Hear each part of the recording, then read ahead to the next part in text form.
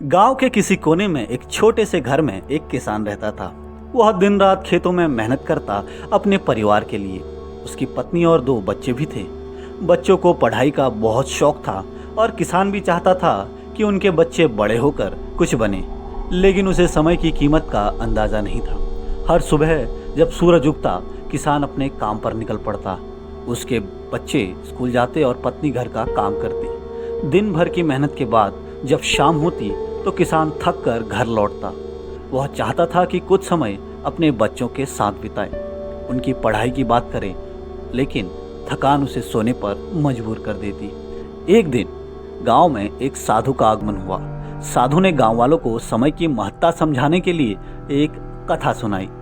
कथा में एक राजा था जिसे अपने राज्य की चिंता रहती थी, पर वह अपने समय का सही उपयोग नहीं करता था। वह सोचा करता था कि समय बहुत है और सब काम हो जाएंगे, लेकिन समय का पहिया घूमता गया और राजा के पास ना तो समय बचा ना ही राज्य। कथा सुनते हुए किसान को अपनी जिंदगी का एहसास हुआ। उसे समझ में आया कि वह अपनी मेहनत तो कर रहा है, लेकिन अपने बच्चों और परिवार के साथ समय नहीं बिता पा रहा। उसने ठान लिया कि वह अपने समय का सही उपयोग करे। अगले दिन से किसान ने अपने दिन की शुरुआत जल्दी की। वह सुबह उठकर खेतों में काम करता और फिर दोपहर तक घर लौट आता। उसने तय किया कि वह शाम का समय अपने बच्चों के साथ बिताएगा। किसान ने अपने बच्चों के साथ पढ़ाई में समय बिताना शुरू किया। वह उनके साथ खेलता, उनसे उनकी किताबों के बारे में बात करता और उनके सपनों को सुनता। समय बीतता गया। किसान के बच्चे धीरे धीरे अपनी पढ़ाई में अच्छे होने लगे। वे अपने पिता से मिली सीखों को जीवन में उतारने लगे।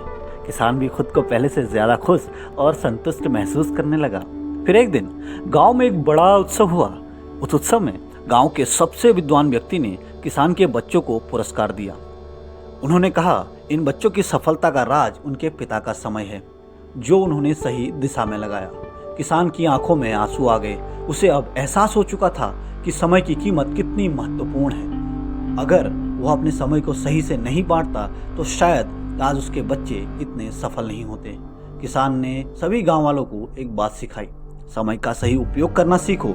समय एक बार गुजर जाए तो फिर वापस नहीं आता। उसके इस ज्ञान को सुनकर गांव के लोग भी अपने जीवन में समय की महत्ता को समझने लगे। अब वे अपने काम और परिवार के बीच संतुलन बनाकर चलने लगे। कहानी का अंत यह बताने के लिए था कि समय का मूल्य क्या है और कैसे उसका सही उपयोग करना हमारे जीवन को बदल सकता है। किसान का जीवन उसकी मेहनत और समय की समझ ने उसे और उसके बच्चों को सफलता दिलाई।